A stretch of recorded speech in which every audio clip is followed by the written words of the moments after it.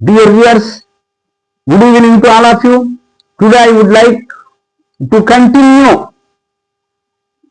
the area determinants. Determinants అంటే అంతకుముందు వీడియోలో which one, whose, how many ప్రశ్నలకు అనే ప్రశ్నలకు జవాబుగా వస్తాయి.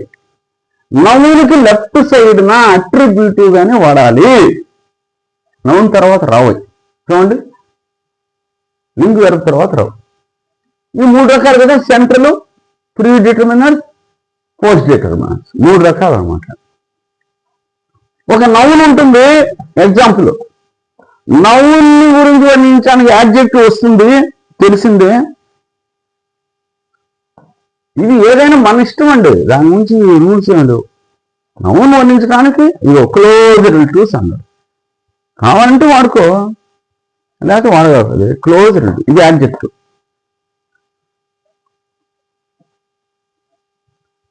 యాడ్జెక్టివ్ ముందు వచ్చేవన్నీ డిటర్మినెంట్స్ అవుతాయి. చూడండి, యాడ్జెక్టివ్ ఉంది కదా, దాని ముందు ఏముంది? Central determiner, CD central determiner. తర్వాత ఏమన్నా వాడితే పోస్ట్ డిటర్మినర్. దానికి ముందు ఏమైనా ఉంటే ప్రీ డిటర్మినెంట్ అంటారు.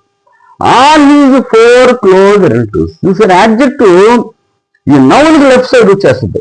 డౌటే బల్లే, ఇటువంటి ఆర్డర్లోనే చెప్పేది. కరెక్ట్ ఆర్డర్ ఇది. Pre determiner, central or main determiner, post determiner plus adjective plus noun. యాడ్జెక్టివ్లు ఏమైనా వాడుకోవచ్చు. ఇలా మనం వాడుకుంటా వెళ్ళిపోయినప్పుడు ఈ ఆర్డర్ చూసుకోవాలి. ఒకవేళ ఇన్ని కనుక మనం వాడుతూ ఉంటే, అంటే వాటికి నుంచి ఎక్కువ రకాలుగా వాడుతున్నాం అక్కడ యాడ్జెక్టివ్లు, డిటర్మినర్స్. ఈ ఆర్డర్ తప్పకూడదు. సెంట్రల్ ముందు పెట్టి ప్రీ తర్వాత పెట్టడం, సెంట్రల్ ముందు పెట్టి సెంట్రల్ పెట్టి దానికి ముందు పోస్ట్ పెట్టాడు చేయకూడదు. ఇదే ఆర్డర్ ఉండాలా. Pre determiner, central determiner, main determiner, post determiner plus adjective plus noun ఉండాలి. ఈ ఆర్డర్ దెబ్బతినకుండా అలవాటు పడండి అంటున్నా నేను. Don't change this order. Adjective is optional. ఇక్కడ వాడిన యాడ్జెక్టివ్ మన ఇష్టం. చూడండి, ఆల్ యూజ్ ఫోర్ రిలేటివ్స్ అని కూడా అనొచ్చు. క్లోజ్ వాడాల్సిన పని ఏం లేదు. కావాలంటే వాడికి అది నీ ఇష్టం. ఇలా వస్తున్నాయి. ఎన్ని ఎగ్జాంపుల్స్ ఇచ్చినా నేను. ఇది బాగా అర్థం చేసుకుంటే మిగిలినన్నీ వచ్చేస్తాయి. ఇక్కడ చూడండి, all use four close relatives అన్నా. ఇది నౌను, ఇది యాడ్జెక్టివ్. ఆల్ ఎక్కడిది? ప్రీ డిటర్మినెంట్స్ కొంత లిస్ట్ ఇచ్చున్నా. వీటిలో ఏదో ఒకటి ఉండొచ్చు. ఆల్ కానీ, బోత్ కానీ, ఆఫ్ కానీ, డబుల్ కానీ, సచ్ కానీ, వాట్ అంటే ఎక్స్క్లమేటరీ సెంటెన్స్లు వాడతారు. అది సెంట్రల్ డిటర్మినెంట్స్ అంటే main determinant. Articles A and కావచ్చు. డెమాన్స్ట్రేటివ్, దిస్ బుక్ అన్నారు, బుక్ నౌన్, దిస్ ఏంది డిటర్మినర్. డెమాన్స్ట్రేటివ్ యాడ్జెక్టివ్ అంటారు. కానీ ఇక్కడ డిటర్మినర్లో తీసుకొచ్చాడు. దిస్ లేక దట్ లేక దీస్ లేక దోస్. డెమాన్స్ట్రేటివ్ ఫలానా అని చెప్తారు. పొసెసివ్స్ యొక్క అని వస్తుంది. My, your, his, her, our, their అలా అనమాట. యొక్క అని వస్తుంది. నా యొక్క, నీ యొక్క, అతని యొక్క, ఆమె యొక్క, మా యొక్క, వాళ్ళ యొక్క అలా అనమాట. పొసెసివ్ యొక్క. ఇవి కూడా సెంట్రల్ మెయిన్ దాంట్లో వస్తాయి. WH వర్డ్స్తో కొన్ని ఉంటాయి. విచ్ అంటే which book, whose book, what purpose. చూసారు, ఇవన్నీ కూడా WH వర్డ్స్తో వచ్చిన డిటర్మినెంట్స్. సమ్ క్వాంటిఫైయర్స్ చాలా ఉంటాయి. అందులో కొన్ని తీసుకున్నాడు. సమ్, ఎనీ, నో తీసుకున్నాడు. నాట్ తీసుకోవాలి, నో తీసుకున్నాడు. అంటే యాడ్జెక్టివ్ లక్షణాలు ఉన్నవాటిని తీసుకుంటారు. కొన్ని కారణాల వల్ల వీటిని డిటర్మినెంట్స్ అని నిర్ణయించారు. అంతే. ఇంతకుముందు వీడియోలో చెప్పిన difference between adjective and determinant అని చెప్పుకున్నా ఇంతకుముందు. నౌన్కి లెఫ్ట్ సైడ్ను వాడబడితే అది అడ్జెక్టివ్ అయినా కూడా ఇది ఇటువంటి వీటిని డిటర్మినెంట్స్ అంటారు. ఇవన్నీ లింక్ వెర్బ్ తర్వాత వాడబడింది అనుకో, అది యాడ్జెక్టివ్ లక్షణాలు ఉంటాయి దానికి. ఆ తేడా నేను ఇక్కడ చూశాను, ప్రీవియస్ వీడియోలో చూడాల్సిందిగా కోరడమైంది. దయచేసి చూడండి తేడాని. He is a good boy. Good and adjective, బాయ్ని వర్ణిస్తుంది. The boy is good, link verb తర్వాత వచ్చింది గుడ్. అంటే యాడ్జెక్టివ్ అంటే అయితే మాత్రం అది నౌన్కు లెఫ్ట్ సైడ్ వచ్చి అది అట్రిబ్యూటివ్ గా ఉండొచ్చు, లేక ఈ లింక్ వెర్బ్కి తర్వాత వచ్చి ప్రెడికేటివ్ గా కూడా ఉండొచ్చు అనమాట. అది యాడ్జెక్టివ్ లక్షణాలు. అదే డిటర్మినర్ అయితే అది అట్రిబ్యూటివ్ గానే వస్తుంది. ఆ పై లక్షణమే. This is my house. House ఏంది నౌన్, దాన్ని కొంచెం వర్ణించింది మై. అది యాడ్జెక్టివ్ అనొచ్చు కదా అన్నది. అది యాడ్జెక్టివ్ కాదు, డిటర్మినర్ అనుకోండి. యాడ్జెక్టివ్ లక్షణం ఉన్నా కూడా దాన్ని డిటర్మినర్ కేటగిరీలో వేసాడు. దిస్ హౌస్ ఈజ్ మై అని అనకూడదు. ఒకవేళ అది కనుక యాడ్జెక్టివ్ అయినట్లయితే లింక్ వెర్బ్ తర్వాత అది యాక్సెప్ట్ చేయాలా, క్లోజ్ ఇక్కడ మాదిరి గుడ్ మాదిరి రావాలా, అది కుదరకుండా. యాడ్జెక్టివ్ గా కొన్ని సందర్భాలు మనం అనుకున్నా వాటంత ప్లెయిన్ కాదు. ఇది డిటర్మినర్ లక్షణాలను సంతరించుకోండి. డిటర్మినర్ అంటే ఏంది? ఒక నౌన్కి లెఫ్ట్ సైడే ఉంటుంది. అది నౌన్కి లెఫ్ట్ సైడే ఉంటుంది. అది సెంట్రల్ కావచ్చు, పోస్ట్ కావచ్చు, ఫ్రీ కావచ్చు, ఏదైనా కావచ్చు. ఈ ఎగ్జాంపుల్స్ ఇచ్చాను. ఆల్ హిజ్ 4 క్లోజ్ రిలేటివ్స్ అన్నాను. నౌన్ ఉంది, యాడ్జెక్టివ్ ఉంది. దానికి ముందు ఏమొచ్చింది? హిజ్. హిజ్ దేంట్లో వస్తుంది? ఫ్రీనా, సెంట్రలా, పోస్ట్ అంటే ఇదిగో ఇక్కడ ఇచ్చినా నేను. పొసెసివ్ ఎక్కడ వచ్చింది? అది అదిగో పొసెసివ్ లో వచ్చేసింది. ఈ సెంట్రల్ డిటర్మినర్ వాడితే ఒకటే వాడండి, ఏదైనా అది దొరికినాయి కదా 2-3 వేయకూడదు. అక్కడ హిజ్ పక్కన ఇంకో ఒకటి వేయకూడదు, ప్రాబ్లం అవుతుంది. కామన్ గా ఒకటే వాడుకోవాలి జనరల్ గా. ప్రీ డిటర్మినర్ అన్నారే, కావాలంటే వాడుకో ఏదో ఒకటి. ఆల్ అని పెట్టినా కావాలంటేనే వాడుకో, అంతే ఛాయిస్. పోస్ట్ డిటర్మినర్ కూడా అంతే, కావాలంటేనే వాడుకో. ఈజ్ క్లోజ్ రిలేటివ్స్ అంటే అర్థం అవతల్లా 4 వాడాలనా? 4 ఎక్కడ వచ్చింది? సంఖ్య చదివిదా? హౌ మెనీ కదా, పోస్ట్ డిటర్మినర్. 1 2 3 4 అట్లా అనమాట. అలా వచ్చేస్తాం. దీన్ని ఆర్డర్ బాగా గుర్తుపెట్టుకోవాలి. నౌన్ వస్తే దానికి లెఫ్ట్ సైడ్ యాడ్జెక్టివ్, దానికి లెఫ్ట్ సైడ్నే ఈ డిటర్మినెంట్స్ వస్తే ఆ డిటర్మినెంట్ ఏదైనా కావచ్చు, సెంట్రల్ కావచ్చు, పోస్ట్ కావచ్చు, ఫ్రీ కావచ్చు, ఏదో ఒకటే రకం ఉండొచ్చు, లేదా అన్ని రకాలు ఉంటే ఈ ఆర్డర్ తప్పకూడదు. Don't change this order. Adjective is optional. ఇక్కడ యాడ్జెక్టివ్ వాడచ్చు, వాడకపోవచ్చు. Only one central determiner normally comes before a noun. ఈ నౌన్ ముందు ఒకటే వాడుకోండి. సెంట్రల్ కనుక తీసుకున్నట్లయితే మిగిలిన 7 బట్టి నువ్వు వాడుకో, ఎక్కువైనా కూడా ఏం కాదు.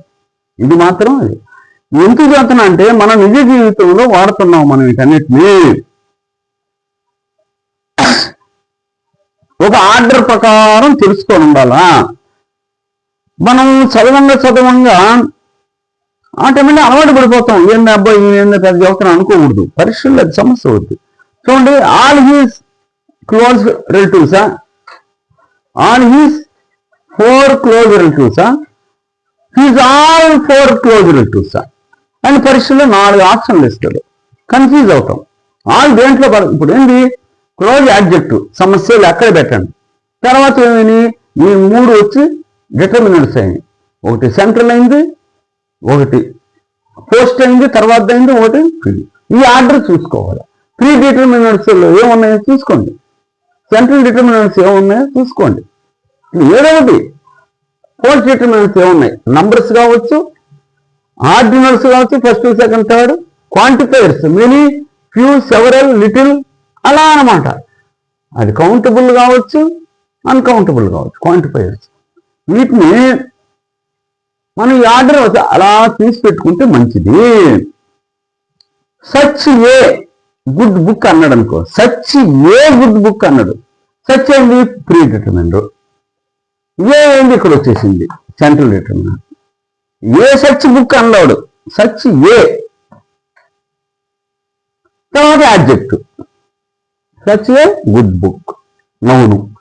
అట్లా మనం ఒకరి తెలిసి పెట్టుకుంటే తెలుసుకొని ఉంటే మనం పరీక్షల్లో వాడు తికమక పెట్టినప్పుడు మనం బయటపడచ్చు సమస్య నుంచి. ఈ ఆర్డర్ మనసులో ఉంచుకోండి. ఇక్కడ రాశాను, మొదట్లో కొద్దిగా కన్ఫ్యూజన్గా ఉంటుంది. ఆర్డర్ మాత్రం చెడగొట్టద్దు. నౌన్కి left side adjective, adjective left side determiners. Determiners ఒక రకం కంటే ఎక్కువ ఇచ్చినప్పుడు ఏది అట్లా సెంట్రల్ మధ్యలో వచ్చి దాని ముందు ప్రీ తర్వాత పోస్ట్. మర్చిపోకూడదు. ఎగ్జాంపుల్ జాగ్రత్త చూసుకోండి. Such those two clever members. Members అన్న నౌను, క్లవర్ ఏంటి యాడ్జెక్టివ్, టూ ఏంటి సంఖ్యకి సంబంధించింది పోస్ట్ డిటర్మినెంట్. దోస్ ఏంటి ఇక్కడికి వచ్చేసింది. దీస్ దోస్ కదా డెమాన్స్ట్రేటర్. సచ్ ఏంది ప్రీ డిటర్మినెంట్. ఆర్డర్ అనమాట. Of the foreign property, the of foreign property, of the foreign property. Of pre determinant లో పెట్టుకున్నాడు, అందువల్ల ఆఫ్ ముందు వస్తుంది. తర్వాత ఏం చేసింది ఫారిన్ ప్రాపర్టీ, ఇది నౌను, ఫారిన్ ఏంది యాడ్జెక్టివ్. దాని ముందు ఏం చేయాలా సెంట్రల్ ముందు వచ్చేస్తుంది. ఎక్కువ వచ్చింది కాబట్టి సెంట్రల్ వస్తుంది ముందు. తర్వాత దానికి ముందు వచ్చేది ప్రీ. ఇదే ఆర్డర్లో వస్తా అని ఉంటాయి. ఎగ్జాంపుల్స్ ఇచ్చాను, దయచేసి కొంచెం ఓపిక చదవండి. ఒకసారి కనుక అర్థమైపోతే టేబుల్స్ మాదిరి ఇంక మర్చిపోం మనము. మీరు వీటిని జాగ్రత్తగా అబ్జర్వ్ చేయండి. ఏరియాస్ మిస్ అయి ఉండేది. కామన్ ఎర్రర్స్లకు వెళ్ళిపోదాం అనుకున్న సందర్భంలో నాకు ఈ చాప్టర్ కనపడింది. అరే ఇది కూడా పరిచయం చేద్దాము మన వాళ్ళకి అని చేస్తా ఉన్నాను నేను. ఇప్పుడు సుమారు 54,000 మంది వ్యూస్ వచ్చేసాయి ఈ 7 నెలల్లోనే. అకాడమిక్ ఇది ఎడ్యుకేషన్ అయినా కూడా బాగానే చూస్తాను ఉన్నారు. చూడండి, ఇంగ్లీష్ అనేది చాలా ఇంపార్టెంట్. ఇప్పుడు పోటీ పరీక్షల్లో ఇంగ్లీష్ కనుక మనకు పాస్ అయితేనే మిగిలిన పేపర్లు దిద్దాలా అని గవర్నమెంట్ కూడా నిర్ణయిస్తుంది. కొన్ని పరీక్షలు ఆల్రెడీ ఆ డెసిషన్ తీసుకున్నారు. బ్యాంక్స్ అట్లా ఇంగ్లీష్ పాస్ అయితేనే మిగిలిన రీజనింగ్ లెక్కలు అయ్యి దిద్దుతారు, లేకపోతే దిద్దరు. అట్లే స్టేట్ గవర్నమెంట్ పరీక్షలో కూడా అట్లా చెయ్యాలా అని ఐడియాకి వచ్చున్నారు. దీన్ని తప్పించుకొని పోయామంటే మనం ఇంకెక్కడో వాలిపోతాం. మొదట్లో కష్టమే. నాకు ఒకప్పుడు 10th చదివేటప్పుడు స్కూల్ ఫస్ట్ మళ్ళీ 10th డూజ్ పాస్ట్ టెన్స్ తెలియదు. తర్వాత కచ్చి దాని మీద ఇన్స్పైర్ అయ్యి వేరే వాళ్ళ వల్ల నేను 1 year కోర్స్ చేసిన ఇంటర్లో. అప్పుడు చేసి దాన్ని అలా అలా అలా బిల్డప్ చేసుకున్నాను. మీరు అంతేలే, నేను చెప్తున్నాను కదా ముచ్చటగా నీట్గా. ఓపిక అనేది మెయిన్ అండి. ఓపిక లేనోడు ఏమి సాధించలేడు. చిన్న పని చేయలేనోడు పెద్ద పనులు చేయలేడు. ఈజీ మనీ అలా అలా ఇది అన్నీ మంచి పద్ధతులు కాదు. ఓ పద్ధతులు రా. చిన్నప్పటి నుంచి నేను ఎట్లా కష్టపడి నేర్చుకోబట్టి ఇవన్నీ మీ ఎదురుగా నేను నిలబడుతున్నా. లేకపోతే నేనేం చేయగలను చెప్పండి. నాకు వస్తే 2 ఉద్యోగాలు వచ్చినాయి. నాకు కొంతమంది 4-5 కూడా వచ్చున్నాయి.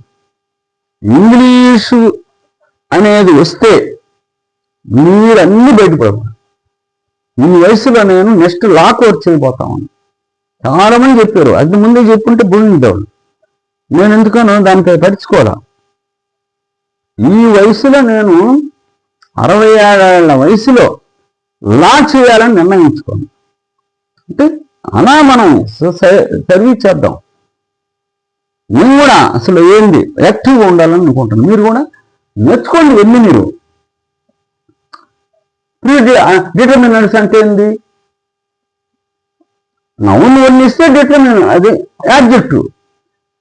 ఈ నౌన్ని ఇంకా వేరే పదాలు కూడా వచ్చి కూడా వర్ణిస్తున్నాయి. వాటిని డిటర్మినెంట్స్ అన్నాను. తేడా ఇక్కడ చెప్తున్నా నేను. ఇది గుడ్ బాయ్ అన్నాను, బాయ్ని వర్ణిస్తే గుడ్ యాడ్జెక్టివ్. అదే గుడ్ని లింక్ వెర్బ్ తర్వాత కనుక వాడుకోగలిగితే అది ఆటోమేటిక్ యాడ్జెక్టివ్. అదే డిటర్మినెంట్ విషయంలో అది పని చేయలేము. మళ్ళీ రెండోసారి చెప్తాను. This is my house. My అనేది ఏంది? యాడ్జెక్టివ్ లక్షణాలు ఉన్నా కూడా దిస్ హౌస్ ఈజ్ మై అనొచ్చా? అనకూడదు. అందువల్ల దీన్ని యాడ్జెక్టివ్ అనుకోకుండా డిటర్మినర్ దాని లిస్టులో పడేశారు. డిటర్మినర్ యొక్క ప్రధాన లక్షణం ఏంటంటే నౌన్కి ఖచ్చితముగా లెఫ్ట్ సైడే రావాలను, నౌను తర్వాత రాకూడదు. బాగా గుర్తుపెట్టుకోండి. 2 2 4 4 16. మీరు ఇది ఓపికగా చదువుకొని తెలిసి పెట్టుకోండి. ఆర్డర్ తెలిస్తే రేపు స్పోకన్లో కానీ రిటర్న్లో కానీ బాగుంటుంది. చూడండి, ఈ యాడ్ తప్పిస్తే ఎంత డేంజర్ చెప్పండి. మీరే ప్రాక్టికల్గా చూసుకోండి. పరిస్థితులు అట్టటువంటి నేను కూడా అడుగుతున్నాడు. మీరు ఈ వీడియో నచ్చారనుకుంటున్నాను. లైక్ చేస్తే లైక్ చేసి, షేర్ చేసి, సబ్స్క్రైబ్ కూడా చేయవలసిందిగా కోరుకుంటూ ఉన్నాను. Thank you very much for ever being with me.